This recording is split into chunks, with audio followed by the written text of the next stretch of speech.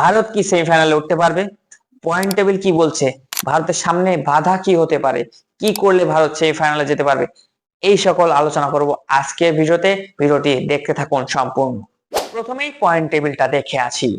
Point টেবিলে যদি আমরা অবস্থাটা দেখি, পয়েন্ট টেবিলে আমরা দেখতে পাচ্ছি ওয়েস্ট ইন্ডিজ এক ম্যাচ খেলে জয়লাভ করেছে এবং তাদের 2 পয়েন্ট সহ নেট রান রেটে তারা এগিয়ে আছে 5.3 দশমিকে।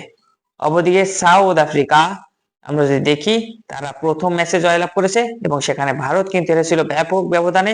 সেখানে সাউথ আফ্রিকা 2 পয়েন্ট পেয়েছে, সেই সাথে 3.8 পয়েন্টে নেট রান রেটে এগিয়ে আছে। এদিকে ভারত ওই ম্যাচটি হেরে 3.8 মাইনাস আছে রান রেটে, অনেকটা পিছিয়ে আছে ভারত সেখান থেকে। অপরদিকে যদি দেখি আমরা জিম্বাবুয়ে দেখি, ওয়েস্ট ইন্ডিজের বিপক্ষে তারা হেরে অনেকটাই ব্যাকফুটে আছে। তবে ভারতের সামনে সবচেয়ে যেটা বড় বাধা সেটা হচ্ছে ওয়েস্ট ইন্ডিজ। কারণ ধরুন জিম্বাবুয়ের সাথে ভারত জিতে গেল, কিন্তু ওয়েস্ট ইন্ডিজকে এখন জিততে হলে ওয়েস্ট ইন্ডিজের সাথে ভারতের অনেকটাই কঠিন হয়ে যাবে। আর সেক্ষেত্রে ধরুন ভারত ওয়েস্ট ইন্ডিজকে হারিয়ে দিল, সেক্ষেত্রে 4 পয়েন্ট পাবে ভারত।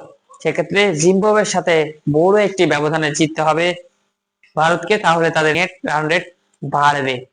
সেক্ষেত্রে ধরুন ভারত 2 ম্যাচ জিতে গেল, 4 পয়েন্ট হলো ভারতের। সেক্ষেত্রে গুরুত্বপূর্ণ ম্যাচ হয়ে দাঁড়াবে সাউথ আফ্রিকা বনাম ওয়েস্ট ইন্ডিজের ম্যাচটি। কারণ এই ম্যাচটিতে যদি সাউথ আফ্রিকা জেতে তাহলে ভারতের জন্য সেমিফাইনাল সহজ হয়ে গেল। ভারত 4 পয়েন্ট নিয়ে কিন্তু সেমিফাইনালে চলে যেতে পারছে। অপরদিকে যদি ওয়েস্ট ইন্ডিজ জিতে যায়, সেক্ষেত্রে কিন্তু সমীকরণের হিসেবে চলে আসবে নেট রান রেট। কারণ সেক্ষেত্রে প্রত্যেক দলে অর্থাৎ ভারত, সাউথ আফ্রিকা, ওয়েস্ট ইন্ডিজকে কিন্তু 4 পয়েন্ট হতে পারে। সেক্ষেত্রে নেট রান রেট একটা বড় ফ্যাক্ট হয়ে দাঁড়াবে। সেক্ষেত্রে ভারতকে অনেকটাই ভুগতে হবে। এখন দেখা যাক কি হয়। তবে ভারতকে সবচেয়ে বড় বাধা পার করতে হবে ওয়েস্ট ইন্ডিজকে হারানো। কারণ ওয়েস্ট ইন্ডিজ যেভাবে খেলছে, তাদেরকে হারানো কঠিনই হয়ে যাবে ভারতের জন্য। আপনার কি মনে হয়? কমেন্টে জানান।